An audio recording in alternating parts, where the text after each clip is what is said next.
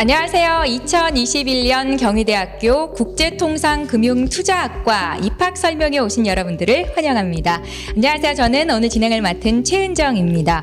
오늘 입학 설명회는 유튜브 라이브를 통해서 영상이 나가고 있는데요. 여러분들 제 목소리, 영상 잘 보이십니까? 네, 좋습니다.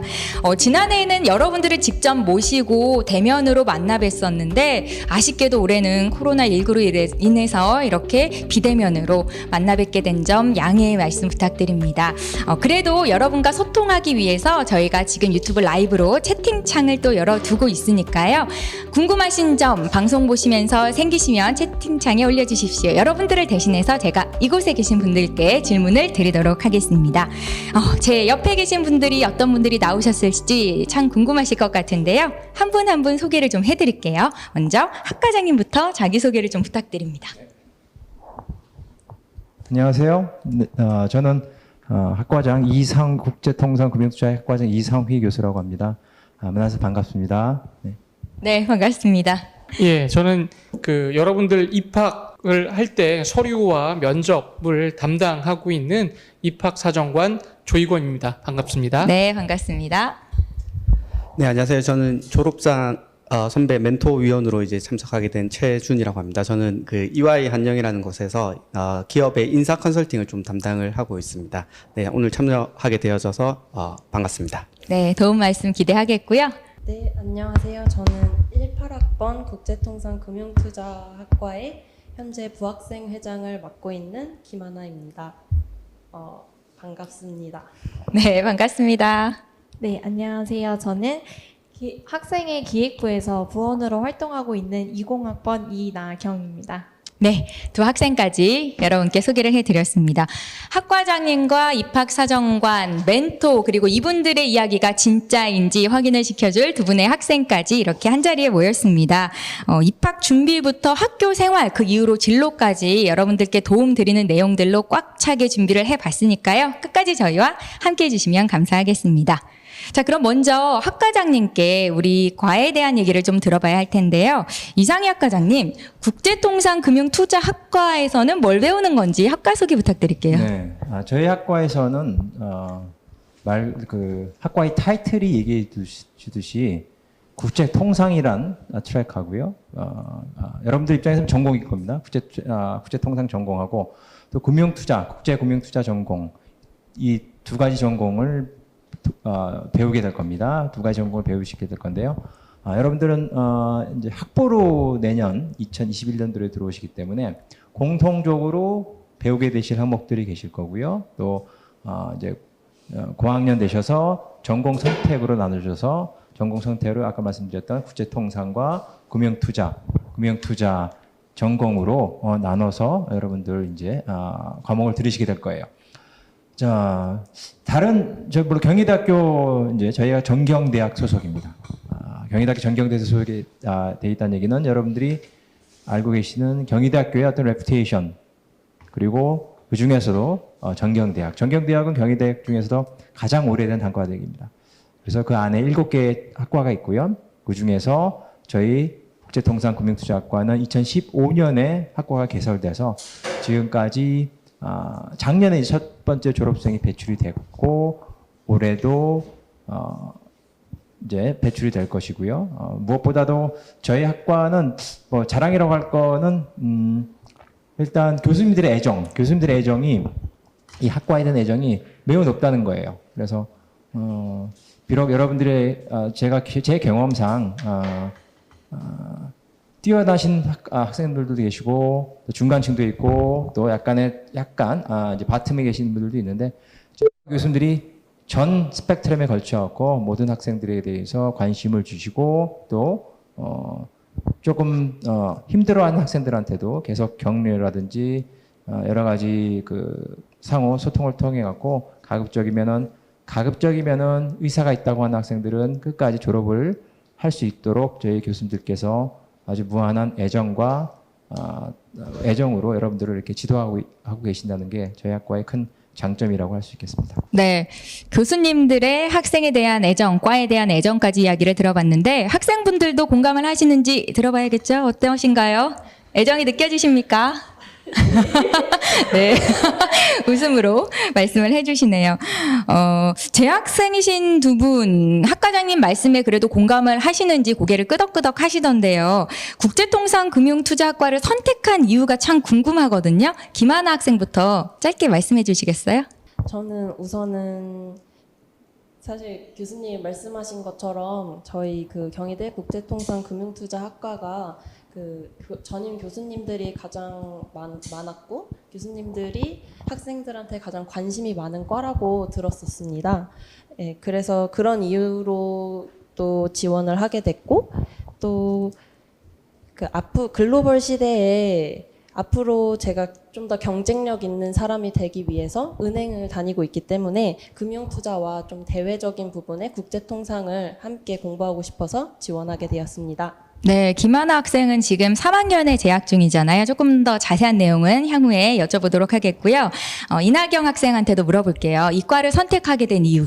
네, 저는 이제 경희대를 포함해서 입학 설명회를 한 이제 서너 군데를 다녔었거든요. 근데 그 중에서 이제 경희대 그 입학 설명회 분위기가 가장 좋았고요. 학교에 대한 그 프라이드가 정말 높아 보였거든요.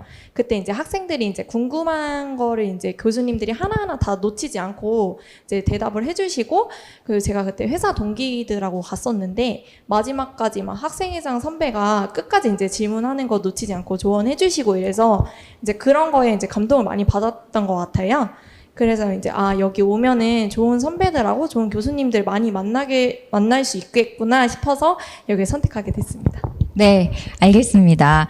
시청자 여러분들도 지금 학생들의 이야기를 들으면서 나도 경희대학교 학생이 되고 싶다라는 생각을 분명 하실 것 같은데요. 향후에 또 학생분께 자세한 이야기 여쭤보도록 하겠습니다. 학과 관련해서 궁금한 게 한 가지가 더 있는데요. 학과장님, 이 국제통상금융투자학과가 지금은 학과잖아요. 맞습니다. 내년부터는 네. 학부로 바뀐다던데 네네. 이게 어떤 의미가 있는 겁니까? 네. 지금까지는 올해까지 들어온 학생들은 이제 학과 단위로 입학이 됐습니다. 그래서 단일 학과 또 단일 전공으로 졸업을 하는 상황인데요. 내년부터 들어오시는 2021년도에 입학하신 학생분들은 제가 모두 언급한 것처럼 두 개의 전공을 선택할 수 있습니다. 그래서 국제통상 전공하고 국제금융투자전공 이 두 가지 전공을 선택할 수가 있고요. 물론 이제 저학년 때는 공통 기초 과목을 다 이수를 하셔야 됩니다. 이수를 하셔야 되고 그다음에 본인이 속한 인더스트리라든지 본인이 속한 어떤 회사에 관련돼서 나는 이쪽 전공이 좀 더 부합되겠다라고 판단되시면 한쪽 전공으로 좀 더 많은 전공 선택을 들으셔서 그쪽 관련된 학위를 취득하시면 되겠고요. 물론 이제 그런 과정에서 학과의 어떤 심의라든지 심사 절차가 있습니다. 그래서 그런 심사 절차를 통해서 저희가 어떠한 전공을 이렇게 선택할지에 대해서 학과 단위로도 나름대로 판단을 하고 학생의 의지도 당연히 중요하겠죠. 네, 공부하고 싶은 분야에 좀 더 집중을 시키기 위해서 맞습니다. 네, 학부로 바꾼다라는 말씀을 주셨습니다. 자, 이런 경희대학교 국제통상금융투자학과에 들어오기 위해서는 치열한 경쟁을 뚫어야 하는 건데요. 경쟁률이 만만치 않다고 들었거든요. 지금부터는 경희대학교 학생이 어떻게 하면 될 수 있는지에 대해서 좀 이야기를 해보겠습니다. 학과장님께 좀 여쭤보도록 하겠습니다. 금융이나 또 국제통상과 관련된 지식이 많거나 관련된 분야에서 일을 했던 친구들만 지원을 할 수 있는 건가요, 학과장님? 그건 아닙니다. 지금 입사관님께서 설명하신 것처럼 3년 이상 재직한 인더스트리를 떠나서 산업체에 재직했던 분들은 지원할 수 있고요. 물론 그런 수는 있겠죠. 저희 학과가 이제 말씀드린 것처럼 국제통상하고 금융투자를 전공하는 그런 학부로 이제 들어오시기 때문에 관련된 업의 인더스트리에 지금 재직하고 계신 분들은 면접하는 과정에서 좀 더 본인이 갖고 있던 어떤 전문적인 지식을 어필할 수는 있겠지만은 꼭 그 관련된 국한된 업종 인더스트리에 계신 분만 지원할 수 있는 그런 건 아닙니다. 네, 잘 알겠습니다. 그리고 혹시 이게 재직자 전형이기는 하지만 고등학교 때 내신 점수가 좀 중요하지 않을까 내신 걱정하시는 친구들도 있을 것 같거든요. 입학사정관님께 좀 여쭤볼게요. 예, 아까 이제 말씀드린 대로, 그러니까 이건 재직자 전형, 즉 고등학교 이제 졸업한 다음에 있는 것들을 종합적으로 평가하기 때문에 그러니까 내신 성적, 그러니까 고등학교 때 학업을 열심히 한 학생들은 그게 자기 장점이 되겠죠. 그래서 그 장점을 어필하면 거기에 이제 맞춰서 저희가 보고요. 아까 말씀드린 대로 고등학교 때 조금 내가 다른 것 때문에 학업을 좀 소홀히 했다 하더라도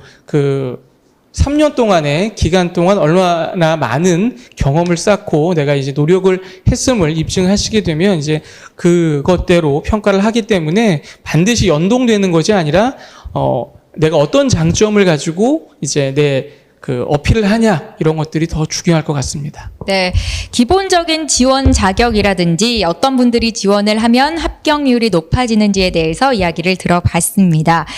다시 한번 또 하나 질문을 드려볼까요? 이 방송을 보고 계신 유튜브 라이브를 통해서 저희를 보고 계신 분들을 위해서 이분들을 위한 선물을 좀 드리고 싶은데요. 자기소개서 작성법이라든지 면접을 위한 꿀팁이 있다면 말씀해 주세요. 일단 자기소개서는 그러니까 항목에 대한 이제 요청이 있지 않습니까? 금지 항목은 당연히 쓰면 안 되고요. 그 항목에 맞게 쓰는데 그 학생들이 이제 그러니까 1번, 2번, 3번, 4번 따라서 점수를 따로 주는 것이 아니라 하나의 글, 그러니까 학생들을 이해하는 글이기 때문에 내가 그 어떤 내용들을 1번과 2번과 3번과 4번에 채울 것인가에 대한 고민을 하는 것이 필요하고요. 또한 이제 그 중요한 것은 솔직하게, 그러니까는 굳이 그러니까 내가 안 했는데 한 것처럼 메이크업을 할 필요 없이 여러분들이 고등학교 때 잘했으면 그 장점을 쓰시면 되고, 그다음에 고등학교 아니라 내가 이제 졸업한 이후에 경험들을 했다고 한다면 그 경험치에 대한 내용들을 쓰시면 될 것 같습니다. 면접은 너무 긴장하지 말고요. 자신감 있게 그 서류에 대한 내용들을 물어보니까 그거에 대해서 얘기하시면 되고요. 굳이 자기소개서 내용이나 학생부 내용을 외워서 할 필요는 없을 것 같고, 그 질문에 대한 내용들을 자신감 있게 얘기하면 될 것 같습니다. 또한 아까 말씀드린 대로 최초 합격을 하면 좋겠지만, 그러니까 이제 특성화고려 대직자 전형들이 여러 대학에 선발하잖아요. 그러니까 뭐 최초 합격 아니더라도 중복 합격을 해서 그러니까 충원 합격도 있으니까 이제 그런 점을 가지고 자신감 있게 면접에 임하면 좋을 것 같습니다. 네, 실제로 입학을 준비했던 학생들 입장에서는 어려운 점이 참 많으셨을 것 같은데요. 학생 입장에서 좀 들어보겠습니다. 하나 씨부터. 예, 준비하실 때 어떠셨어요? 사실 저는 조금 오래돼가지고 기억이 막 잘 나지는 않는데요. 네. 사실 가장 어려웠던 거는 누가 뭐래도 자기소개서 쓰는 게 제일 어려웠어요.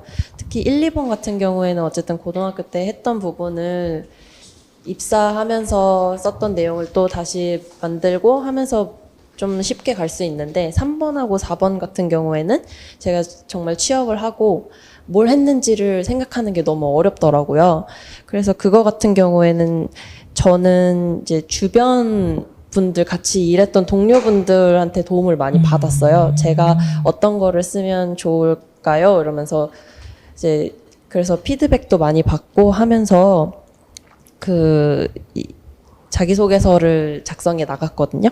그래서 제가 생각할 때는 약간 자기소개서를 너무 혼자 막 이러고 하는 것보다는 다른 사람들한테 조언을 얻고, 분명히 우리 직장에는 좋은 동료들 많으니까 그분들을 좀 이용해 보는 게 좋지 않을까 생각합니다. 예, 혼자서만 끙끙 앓지 말고 주변의 도움을 받아라 라는 말이었고, 나경 학생은 올해 이제 1학년이잖아요. 아무래도 조금 더 가깝게 지원을 했던 경험이 있어서 얘기해 줄 수 있을 것 같은데 어땠어요? 네, 저는 일단 가장 강조하고 싶은 거는요, 그러니까 미루지 않기이거든요. 그러니까 아무래도 솔직하게 말하자면 이제 경희대뿐만 아니라 다른 학교도 많이 지원을 생각하시고 계실 텐데, 그러니까 준비해야 되는 서류도 너무 많다 보니까 그러니까 그런 일정을 잘 세우셔야 될 것 같아요. 그리고 자기소개서 같은 경우에는 이제 좀 다 같이 많이 하는 실수가, 이제 학과에 다양한 활동이 있다 보니까 뭐 이것도 하고 저것도 하겠습니다 이런 식으로 나열식으로 이렇게 많이 쓰게 되는데, 저 같은 경우에는 이런 학교 활동을 할 때 제가 어떤 모습일지 약간 시나리오를 쓰듯이 이렇게 상상을 많이 하면서 되게 구체적으로 이제 작성을 했거든요. 그게 하나의 꿀팁이 될 수 있을 것 같고, 면접 때는 일단 제일 중요한 건 이제 한번 실수했다고 그렇게 막 주눅 들거나 막 긴장하지 마시고, 그러니까 10분이라는 시간이 막 그렇게 길진 않지만 실수를 만회하기에는 충분하기 때문에 끝까지 밝고 당당한 모습으로 임하시면 될 것 같습니다. 혹시 이나경 학생이 합격하게 된 가장 큰 원인, 이유가 뭐라고 생각하세요?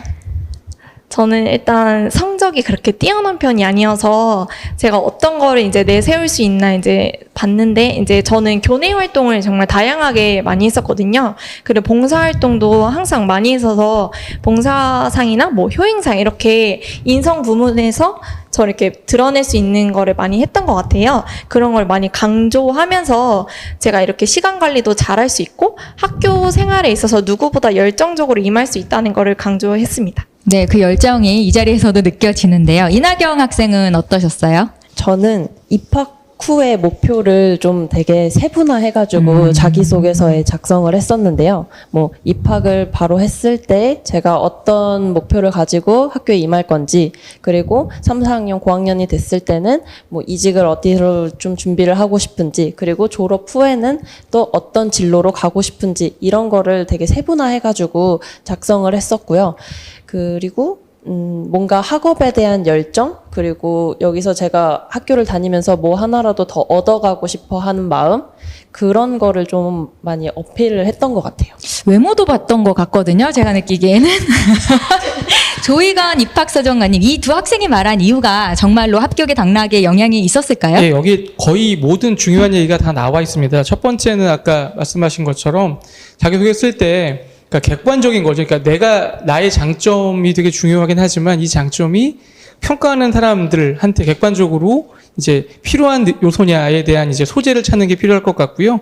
계속 나왔지만 의지와 열정, 내가 어렵잖아요. 직장 다니면서 학교를 다닐 수 있는 그러한 의지와 열정에 대한 여부인데, 그 의지와 열정이 그냥 의지와 열정인지 아니면 좀 구체성이고 고민을 많이 했는지에 대한 여부. 그리고 근데 이제 그 고민을 하기 위해서는 급하게 준비하면 잘 안 나오잖아요. 좀 미리 좀 준비를 하고, 그다음에 그 지원 자격이 내가 해당되는지 되지 않는지에 대한 여부들을 좀 준비하는 것도 정말 중요한 거고요. 그다음에 나열식으로 이제 어떤 학생들은 좀 내가 많이 노력을 많이 했음을 좀 보여주기 위해서 나열식으로 쓰기도 하는데, 나열식 쓰게 되면 그 내용을 저희가 알 수가 없어요. 아, 이거 했다, 이거 했다, 이거 했다가 아니라 좀 더 이제 그 내가 열심히 한 분야 혹은 내가 정말 장점인 분야를 좀 구체적으로 좀 잘 설명하게 되면 면접관 입장에서는 이런 걸 굉장히 잘하니까 이제 평가를 할 수도 있고요. 근데 면접에서 이런 부분들은 다시 한번 확인하고 싶다라고 했을 때 학생이 그 부분들을 얘기해 주게 되면 평가자 입장에서는 확신을 하면서 이 학생은 참 우리 학과 들어오면 잘하겠다라고 하는 것들이 있기 때문에 지금 두 분이 한 얘기들이 거의 이제 굉장히 중요한 꿀팁을 다 말씀해 주셨습니다. 네, 워낙에 많은 학생들을 평가하시다 보니까 진정성에 대한 여부를 한눈에 아실 수도 있겠다라는 생각이 들었습니다. 네, 지금까지 국제통상금융투자학과 입학하기 위한 방법에 대해서 이야기를 나눠봤고요. 이제 학교 생활과 그 이후의 진로에 대한 이야기를 좀 들어보겠습니다. 아무래도 이 부분이 진학을 하려는 분들에게 가장 중요한 요소가 아닐까 싶은데, 학교를 졸업한 이후 나의 진로에 대한 고민을 해봐야 될 시간인 것 같습니다. 지금 이 자리에는 멘토님이 좀 나와 계세요. 재학생이셨고 졸업하고 지금은 이제 회사에 재직을 하고 계신데요. 국제통상금융학과를 졸업한 이후 진로에 대해서 좀 얘기를 들어볼까요, 멘토님? 네, 진로에 대해서 이야기하는 것들이 되게 좀 광범위한 주제인 것 같은데, 보통 이제 창업하는 걸 제외한다라고 하면은 저희가 갈 수 있는 것들은 대기업 아니면 공공기관, 아니면은 자격증을 따서 약간 전문직으로 종사하는 것들이 가능할 것 같아요. 근데 각각 특징들이 있어요. 대기업 같은 경우에는 약간 조금 이제 좁은 범위의 업무를 좀 진행하고 높은 월급을 받고, 대신에 내가 의사결정하거나 마음대로 할 수 있는 경우가 제한되는 경우가 조금 많이 있고, 공공기관 같은 경우에는 좀 길게 낮은 월급을 받고 안정적인 생활을 영위하는 특징들이 있고, 전문직 같은 경우에는 연봉이 조금 높은 반면에 되게 생활이 힘들어요. 힘들고 되게 많은 업무에 대한 프레셔 같은 것들이 조금 있습니다.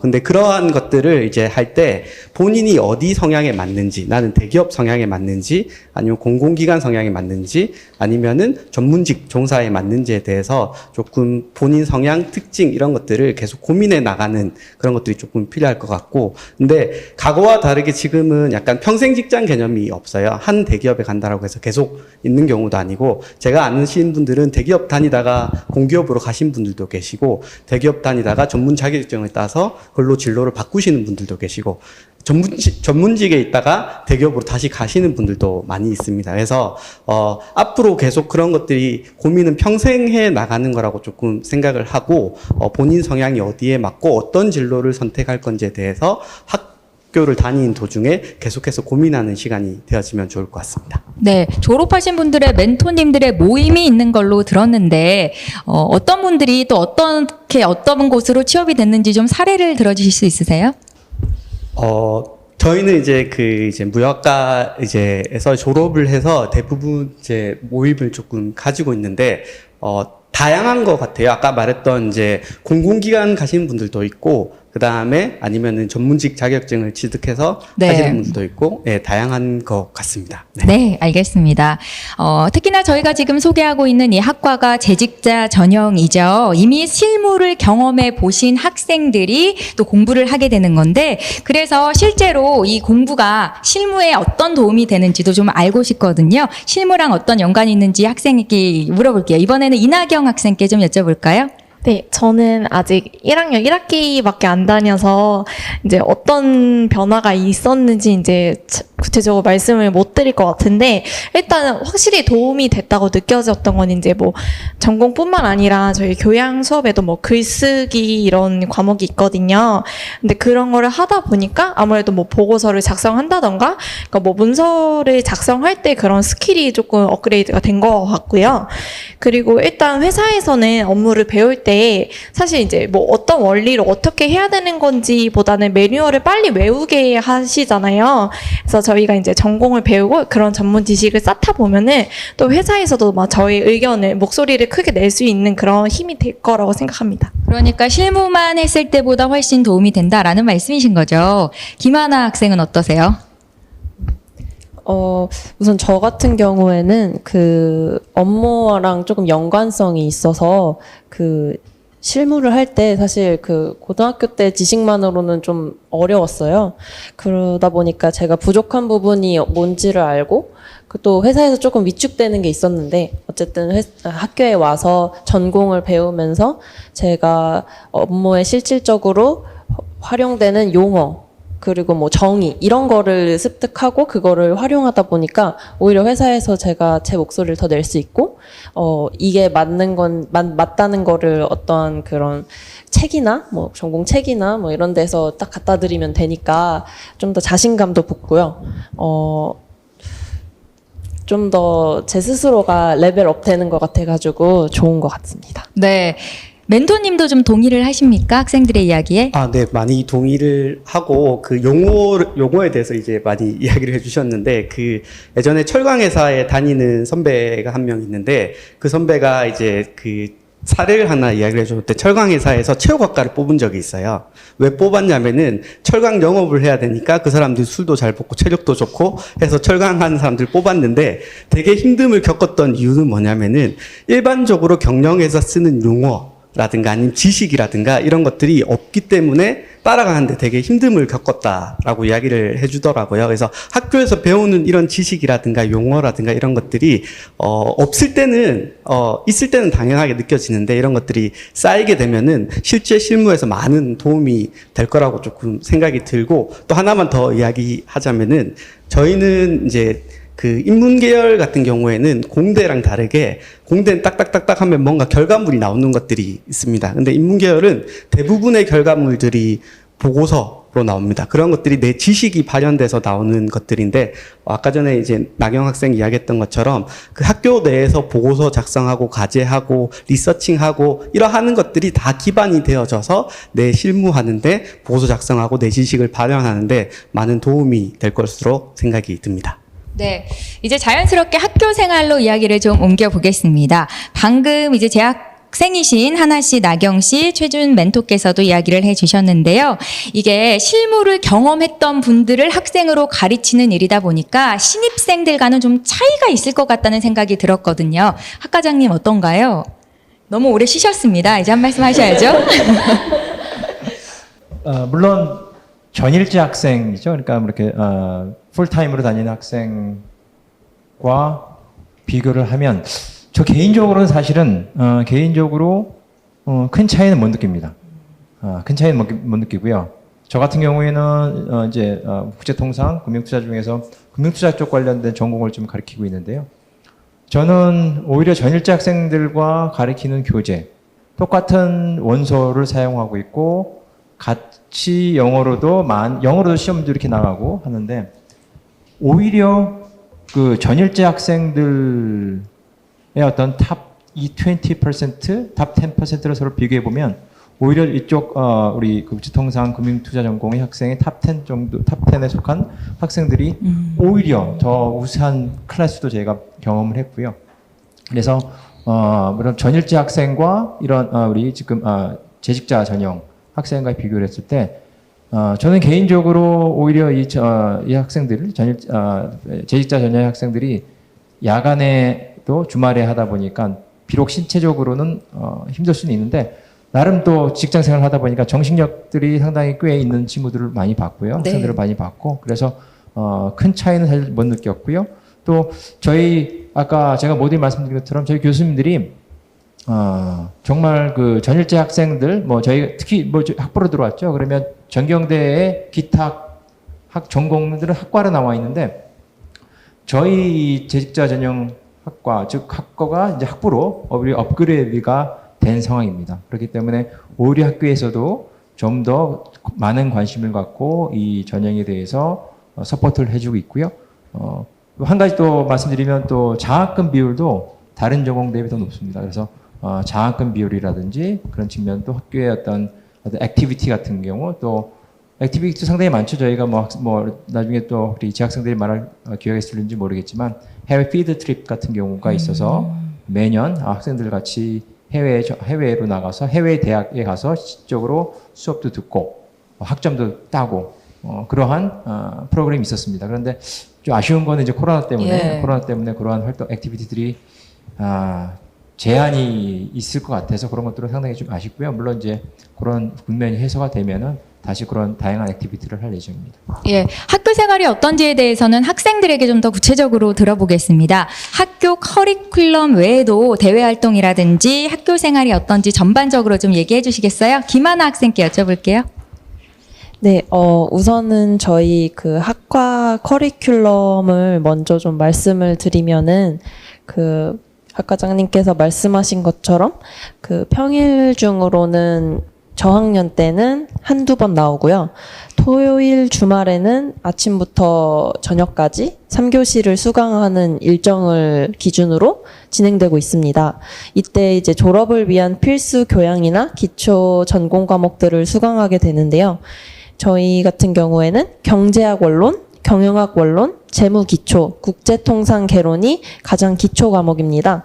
그래서 이 과목들은 무조건 수강을 해야 하고 수강을 하지 않거나 F학점을 받게 되면 다음 학기에 개설되는 강의들을 못 들을 가능성이 크기 때문에 이 부분은 꼭 중요하고요.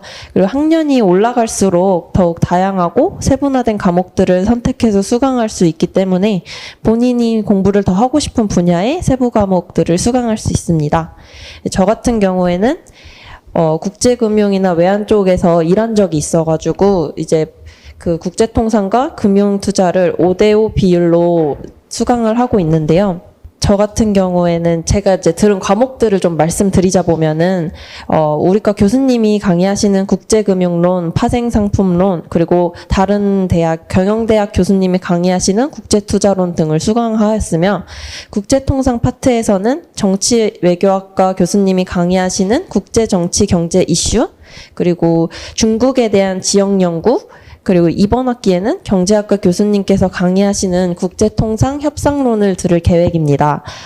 이처럼 1, 2학년의 저학년 때는 국제통상과 금융투자학에 대한 가장 기초적인 지식을 쌓고요. 3, 4학년이 돼서 본인의 과를 정해서 관심 있는 분야의 수업을 골라 들으실 수 있습니다. 이게 그 학과장님께서 말씀하신 것처럼 사실 신체적으로는 굉장히 힘들거든요. 학교도 와야 되고 출근도 해야 되고 그런데 이제 그 비슷한 환경에 같은 나이대 친구들을 만나다 보면은 그 정신적인 유대감이 굉장히 잘 형성이 되고 우리가 그냥 주관으로 이렇게 대학을 다니는 친구들이 공감하지 못하는 부분을 함께 공감할 수 있어서 저는 학교 생활을 굉장히 만족하고 있습니다. 그리고 이렇게 학업 외에도 이제 대외 활동들을 많이 궁금해 하실 것 같은데요. 대외 활동은 이제 크게 4가지로 짧게 설명을 드리려고 해요. 그래서 이제 먼저 학생회인데요. 저는 학생회에서 부학생회장을 맡고 있는데요. 올해는 아쉽게도 코로나 때문에 이제 좀 활동할 수 있는 범위가 제한적이었습니다. 하지만 이제 평소 학생회에서는 경희대 축제 시 이제 학생들이 같이 주점을 열어서 참여하고 같이 무대도 즐기고 공연을 즐기는 문화를 가지고 있습니다. 또한 선후배가 함께 LT를 가서 학생회들 간의 그 친목도 다지고 학교 생활을 하는데 선배들한테 큰 도움을 받을 수도 있습니다. 다만 학생회 활동은 우리 과뿐만 아니라 총학생회 활동도 할 수 있는데요. 실제로 올해 같은 경우에 저희 과에서 총학생회에 2명이나 들어가 있는 걸로 알고 있습니다. 두 번째로 동아리는 이제 학과 동아리랑 중앙 동아리가 있습니다. 그래서 저희 현재 과내 동아리는 베트남 동아리, 주식 투자 동아리, 여행 동아리, 산악 동아리 등이 있고요. 중앙 동아리 같은 경우에는 경희대 학생이라면 누구나 가입할 수 있습니다. 그래서 이 재직자에 대한 차별을 전혀 두지 않고 있고요. 저 같은 경우에는 경희랑 달리기라는 그 중앙 동아리에 들어서 경희대 학생 친구들하고도 잘 지내고 있고요. 또 올해 신입생 같은 경우에는 그 경희대 응원단에 들어가가지고 거기서 재밌게 활동하고 있다고 합니다. 세 번째로 복수전공인데요. 복수전공은 이제 재직과 학과들 중에서 우리 과만 가능한 걸로 알고 있습니다. 다만 복수전공을 하게 되면 타 학과의 주간 수업만을 수강해야 돼서 직장과 병행하기에는 조금 어려움이 있지 않을까 생각합니다. 그래도 저희 선배들 중에서는 이제 연극영화과로 복전한 선배랑 그 경제학과로 복전한 선배 이렇게 있는 걸로 알고 있습니다. 마지막으로 우리 과에서 그 교환학생 제도를 활용할 수 있는데요. 학교 측에서 요구하는 교환학생 요건만 충족한다면 누구든지 지원할 수 있습니다. 우리과 선배들 중에서도 유럽권으로 교환학생 다녀온 선배도 실제로 있고요. 회사를 다녀야 하기 때문에 이런 게 좀 어렵다면은 아까 말씀하신 것처럼 그 필드 트립 저희가 그 수업으로 이렇게 진행하고 있는 거를 참여하면은 더 좋을 것 같습니다. 네, 내가 얼마나 적극적이냐, 열정적이냐에 따라서 학교 생활이 참 많이 달라질 수 있겠구나라는 생각이 드는데요. 이나경 학생은 어떤가요? 회사 생활을 하면서 학교 공부도 하고 대외 활동하는 게 참 쉽지만은 않을 것 같거든요.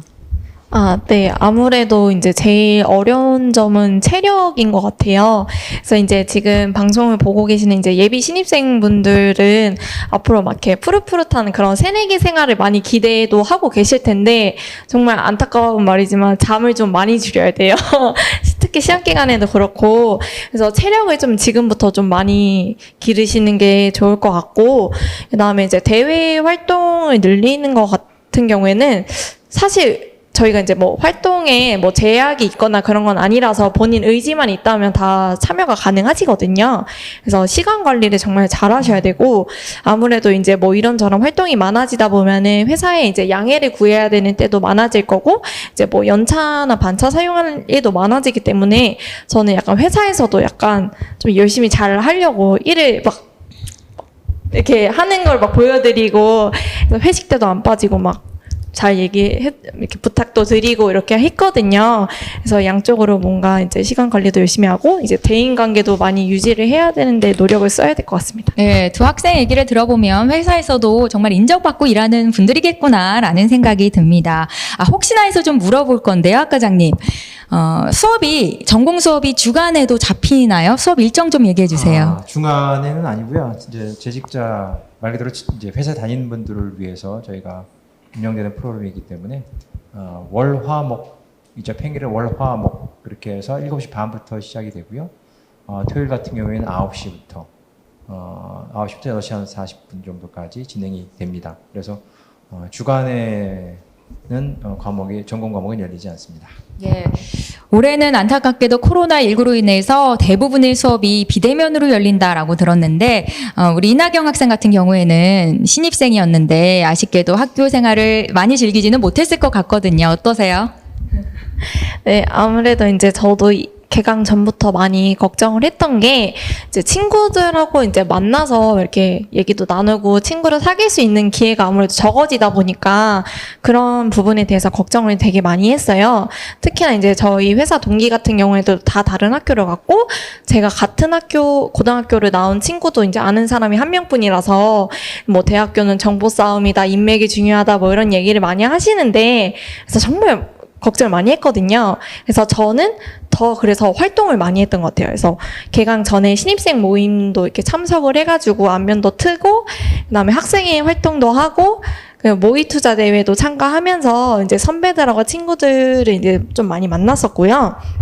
그다음에 같은 교수님 강의를 듣는 친구들을 이렇게 모아서 단톡방을 만들고 거기서 이제 과제나 시험에 대한 정보도 공유하고 그다음에 이제 일상 얘기도 하면서 랜선으로 되게 많이 친해졌던 것 같아요. 그래서 나중에는 이제 과제를 하다가 또 힘드니까 화상 어플 그런 거를 깔아가지고 다 같이 랜선으로 술자리를 만드는 경우도 있었고 그래서 그런 식으로 이렇게 좀 친해졌거든요. 그래서 나는 낯을 많이 가렸는데 어떡하지라고 하시는 분들도 계실 건데 그 강의마다 꼭 저같이 이렇게 좀 나서는 친구들이 한두 명씩은 꼭 있어요. 그래서 그 친구들을 같이 자연스럽게 따라가다 보면은 어울릴 수 있을 거라 생각하고요.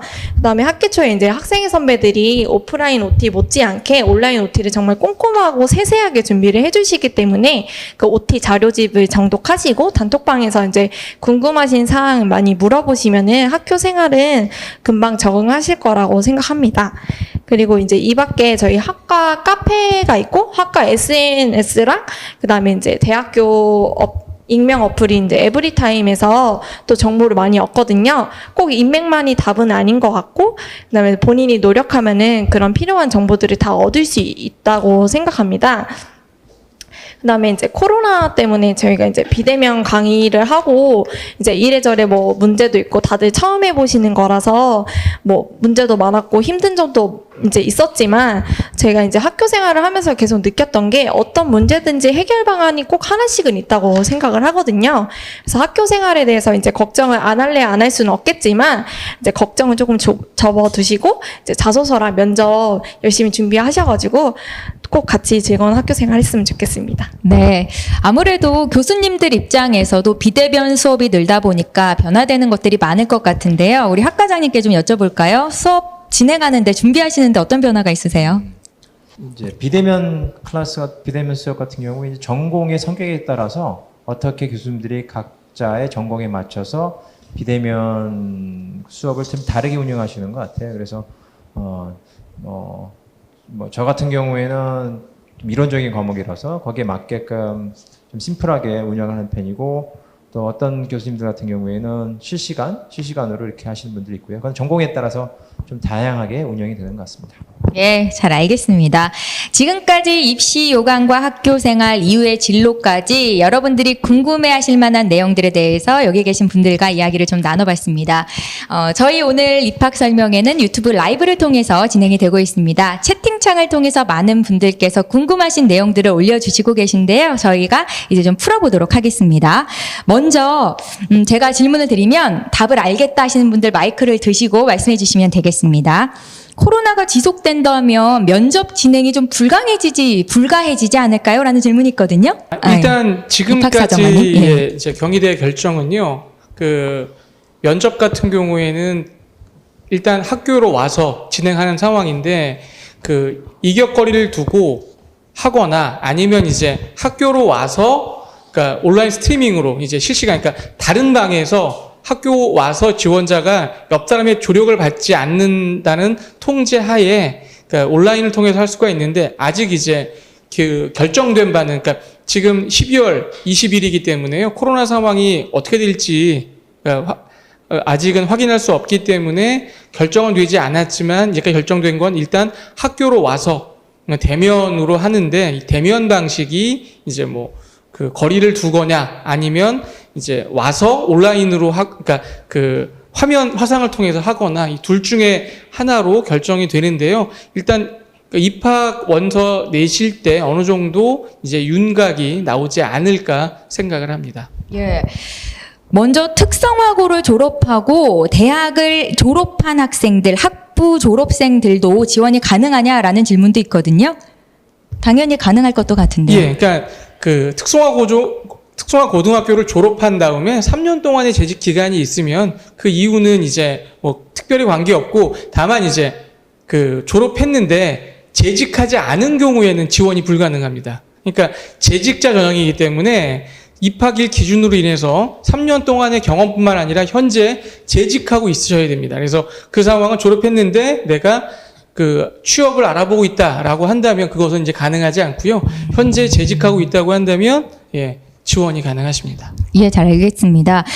이번에는 학과장님께 질문을 좀 드려야 될 것 같은데요. 회사를 그만두신 학생분들도 계신지, 회사를 그만두면 받는 불이익이 있는지, 교수님들이 별로 안 좋아하시나요? 라고 질문하신 분이 있네요. 회사를 그만두고 학교를 다니실 수 있고요. 불이익은 없습니다.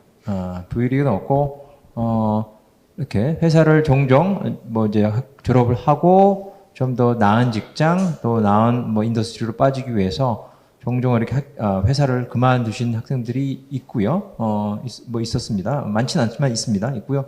뭐 그렇다고 해도 그러한 학생들에 대한 불이익은 전혀 없습니다. 네. 다음 질문 또 드려볼까요? 나이가 많은데 지원해도 괜찮을까요? 실제로 나이가 어느 정도 있으신 그런 학생이 있는지 조별과제 하는데 나 때문에 좀 불편하지는 않을지 걱정하시는 분들이 계세요. 학생께 좀 여쭤볼게요. 김하나 학생, 혹시 나이가 좀 있는 학생 친구가 있으세요? 저희 학번에는 없는데 요번에 신입생 분 중에 나이가 지긋하신 아버님께서 들어오셔가지고 저희가 이제 학생회에서 온라인 OT를 진행하면서 이제 자기소개 막 하던 와중에 이렇게 되게 조심스럽게 말씀을 해주시더라고요. 그래서 이렇게 막 자기소개 많이 해주시고 막 이렇게 하시는데 제 생각에는 크게 학교 생활 하는 데는 문제는 없을 것 같아요. 그냥 저희로서는 오히려 하는 얘기가 더 존경스럽고 그 나이에서도 그 멈추지 않고 계속 하시려는 그 열정이 저희는 진짜 배워야 된다고 생각했습니다. 네, 지금 굉장히 많은 분들께서 채팅창에 이렇게 써주고 계신데요. 다음 질문 또 바로 이어보겠습니다. 특성화고 학생들의 경우에는 생활기록부에 자격증이 기재가 되는데 이 기재되어 있는 자격증을 자소서에 써도 됩니까? 라고 질문하는 분이 계세요. 입학사정관님께서 답변 좀 해주세요.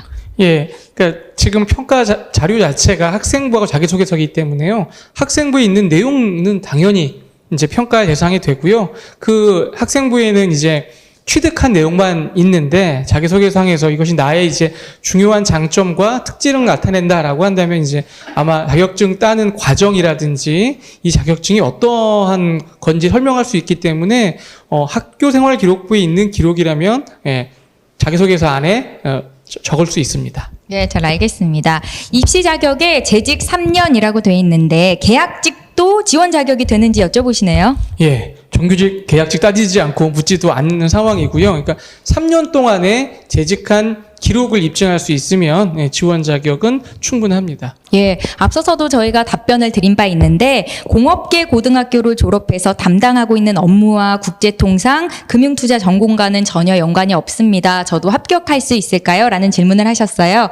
열정만 있으면 오케이이십니까? 예, 그러니까 그 학생들이 고등학교를 졸업한 다음에 그 금융투자 통상학과를 지원하기 위해서 뭔가를 한 상황도 있겠지만 3년 동안에 그 직장 생활을 하면서 이 학과에 가서 무언가를 공부하고 더 하고 싶다고 하는 사람들이 있기 때문에요. 반드시 같은 계열과 계통의 학생들을 더 우수하게 평가하고 하는 것은 아닙니다. 그래서 학업 계획과 열정이 굉장히 중요해서 그런 학생이라면 내가 이제까지 해온 상황들과 조금 다른 그 계통에 불구하고 왜 공부하고 싶은지에 대한 지원 동기를 충분하게 잘 설명하시면 충분히 좋은 평가 받을 수 있을 겁니다. 예, 질문 내용들이 입학사정관님께만 지금 집중이 되는 것 같아서 아쉽지만 더 질문을 드려볼게요.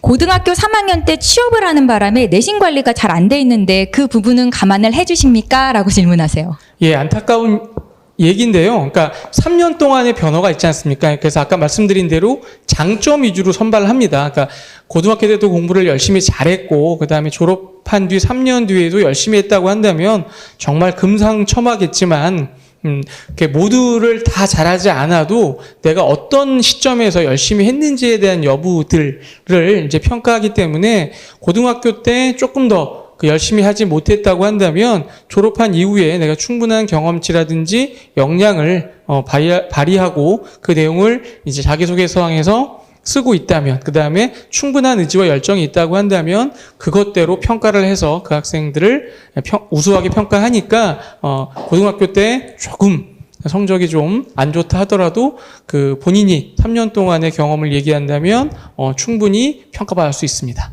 네, 잘 알겠습니다. 회사 퇴근이 늦어서 수업 시간에 조금 늦을 수 있을 것 같은데 교수님께서는 이런 부분들을 좀 양해를 해주시나요? 라고 묻는 학생이 있으십니다. 학과장님. 쉽지 않겠네요. 학교 클래스마다 약간 틀린데요.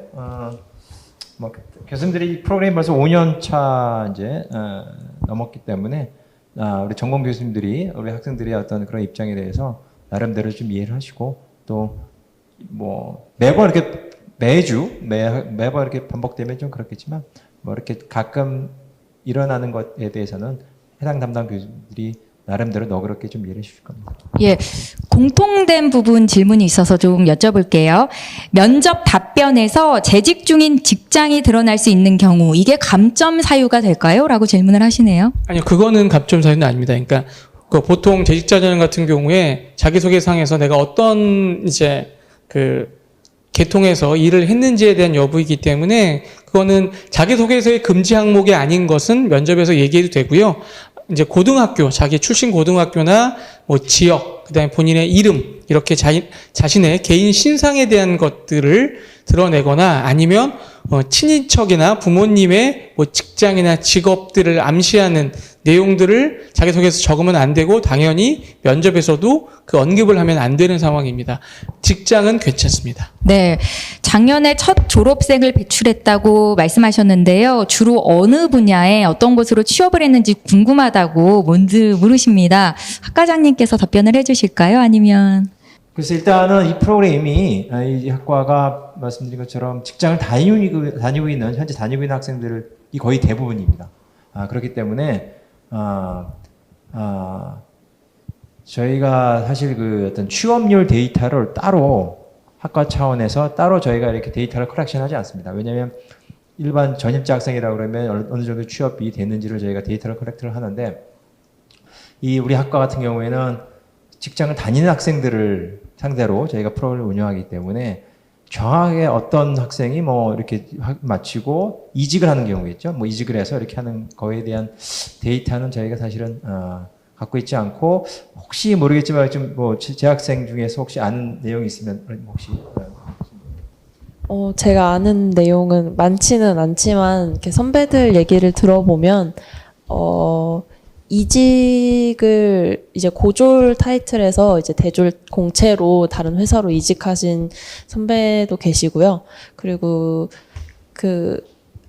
뭔가 무역 이런 회사를 다니다가 완전히 다른 분야로 이직에 성공하신 선배님들도 계시고 뭔가 되게 다양하고요. 그리고 학교를 다니면서도 계속 저희는 이직하는 친구들이 굉장히 많거든요. 그래서 뭔가 본인의 그 열정하고 그 능력만 있으면은 어디든 다 할 수 있는 것 같습니다. 예, 잘 알겠습니다. 아직 입학도 하기 전에 휴학을 물어보시는 분들도 꽤 있는데요. 1학년 1학기에, 1학년 2학기에 휴학을 해도 됩니까? 라는 질문에 답변해 주실 분은요. 개인적인 사정이 좀 있으신가 봐요. 멀리 이사를 간다는 분도 계시고. 학사라고 하는 측면들은 이제 제가 하고 있는 분야가 좀 다르긴 하는데요. 보통 이제 1학년 1학기는 특별한 사유가 없으면 휴학이 안 되는 상황이고요. 이제 되는 상황들은 뭐 몸이 아프거나 아니면 이제 뭐 입대를 하거나 그러니까 이제 불가피한 상황들에 한해서 입증할 수 있으면 1학년 1학기는 이제 휴학이 가능한데 보통 이제 일반적인 현상에서 1학년 1학기는 일단 이제 등록을 하시고 다니시는 상황이고요. 이제 그 이후에는 본인의 상황에 따라서 학과 사무실이나 이런 곳에 통해서 이제 휴학 여부를 문의하시면 될 것 같습니다. 예, 질문이 많은데 또 시간 관계상 저희가 한 가지 질문만 더 말씀을 여쭤보도록 하겠습니다. 파견직도 3년만 채우면 지원이 가능하냐라고 여쭤보셨어요. 예, 아까 말씀드린 대로 뭐 정규직 여부라든지 어떤 계약의 여부 자체를 저희가 따지거나 지원 자격 혹은 평가에 반영하지는 않고요. 3년 동안에 재직한 기록이 있다고 한다면 모두가 다 지원할 수 있습니다. 네, 잘 알겠습니다. 시간 관계상 채팅창에 올라온 질문은 여기까지만 받는 걸로 하겠습니다. 혹시 오늘 이 말은 꼭 전하고 싶었는데 못 전해서 아쉽다 하시는 말씀이 있으실 것도 같아요. 그래서 한 분 한 분 마지막으로 정리의 멘트를 들어보고 싶은데요. 학과장님부터 전해주실 말씀 마지막으로 한 말씀 부탁드릴게요. 예, 국제통상 공부하고 싶은 학생들, 또 금융투자 공부하고 싶은 학생들, 그리고 양쪽 한번 비교해 봐가면서 공부하고 싶은 학생들 지원해 주시고요. 지원해 주시면 또 저희가 물론 소정의 절차가 돼 있죠. 저희 경쟁률이 아까 데이터에 보이신 것처럼 만만치는 않은 경쟁률입니다. 하지만 그런 경쟁률을 패스하시고 나면 저희 학과 교수님들이 여러분들 따뜻하게 잘 가르치도록 하겠습니다. 예, 감사합니다. 조희건 입학사정관님도 한 말씀 부탁드립니다. 예, 이게 재직자 전형이라는 것들을 좀 명심했으면 좋겠습니다. 그러니까 고등학교 생활뿐만 아니라 3년 동안의 경험을 하기 때문에 내가 고등학교 때 약간 이제 학교 생활을 좀 못했다 하더라도 3년 동안에 열심히 한 내용이 있다고 한다면 충분히 평가받으니까 본인의 장점이 어딘지 알고 좀 확인하시면 될 것 같고요. 모집 요강 내용들을 좀 꼼꼼히 보시게 되면 내가 이제 지원 자격이 되는지 여부까지도 같이 한번 확인해 보시면 좋을 것 같습니다. 예, 최준 멘토님 오늘 말씀 길게 못 들어서 아쉽네요. 네. 저는 이제 군대를 졸업하고 나서부터 공부를 시작을 했어요. 그래서 이제 편입하고 그다음에 대학원 가고 직장 잡고 이렇게 계속해서 생활을 해오고 있는데 저는 이게 100% 취업을 보장한다. 학부형을 나왔다고 해서 100% 취업을 보장하고 아니면 뭔가 기회가 된다. 이렇게 이야기는 안 되지만은 기회의 학대 측면에서 굉장히 좋은 것 같아요. 제가 이렇게 편입하고 그다음에 대학원 가고 회사 잡는 동안에 계속해서 기회가 늘어났고 내 자신이 성장하는 것들에 대해서 계속 많이 느끼고 있습니다. 그래서 여기 졸업하시는 분들도 여기 들어와서 배우고 그다음에 계속해서 경험을 쌓아보면서 기회를 확대해 나가고 본인이 그 기회를 잡는 계기로 삼았으면 좋겠습니다. 감사합니다. 네, 재학생분들도 한 말씀씩 부탁드릴게요. 네, 저는 우선 아까 질문 중에 공고 나왔는데 지원을 해도 되냐 이 질문에서 저희 지금 학생회장 친구가 사실 IT 쪽을 이제 전공을 해서 지금도 IT 회사를 다니고 있거든요. 그런데 이제 저희 과에서 금융 쪽인 견문을 좀 더 넓히기 위해서 와서 열심히 하고 있고 학생회장까지 했기 때문에 모든 분들이 다 이제 지원을 해주시면 될 것 같고요. 마지막으로 저희가 이제 너무 일찍 취업을 하다 보니까 약간 대학 생활이라는 거에 대한 로망도 있고 약간 저희 청춘이 좀 아쉽게 지나간다라는 그런 느낌이 좀 있는데 저희 학교 오셔가지고 다 같이 즐겁게 대학 생활하고 청춘 같이 즐겼으면 좋겠습니다. 감사합니다. 네. 이나경 학생. 네, 일단 저희가 이제 비대면 강의를 하면서 느낀 건데요. 원래 이제 대면 강의에서는 이제 좀 상호작용도 되고 교수님이랑 눈도 맞추고 이렇게 할 수 있는데 이제 비대면 강의에서는 일방적인 전달이 될 수 있잖아요. 근데 그럼에도 불구하고 이제 교수님들이 되게 소통하시려고 하시는 그런 노력들이 많이 보이시고 저희를 많이 배려해 주시려고 하는 그런 모습이 많이 보이거든요. 그래서 이제 좋은 교수님들도 많이 기다리고 계시고 저희 이제 뭐 언니 오빠들도 많이 도움을 주려고 항상 준비를 하고 있기 때문에 부담 없이 또 많이 지원해 주셨으면 좋겠습니다. 그리고 또 코로나도 빨리 끝나서 학교에서 또 재밌게 다 같이 놀았으면 좋겠습니다. 네, 말씀 감사합니다. 자, 이상으로 경희대학교 국제통상금융투자학과 입학설명회를 모두 마치도록 하겠습니다. 끝까지 함께 시청해주신 여러분들께 감사의 말씀을 드리겠고요. 오늘 말씀 도와주신 분들께도 감사의 말씀 전합니다. 제가 인사하면서 마무리 짓도록 하겠습니다. 오늘 감사합니다.